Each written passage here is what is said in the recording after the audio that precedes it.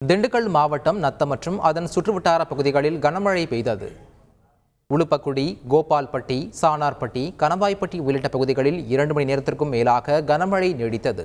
இதனால் வெப்பம் தணிந்து குளிர்ச்சியான சூழல் நிலவுகிறது. பொதுமக்கள் மற்றும் விவசாயிகள் மகிழ்ச்சியடைந்துள்ளனர். இதனிடையே திண்டுக்கல்லில் இருந்து நத்தம் நோக்கி வந்து கொண்டிருந்த அரசு பேருந்திற்குள் மழைநீர் ஆங்காங்கே அருவி போல் கொட்டியதால் பயணிகள் பெரும் சிரமத்திற்கு ஆளாகினர்.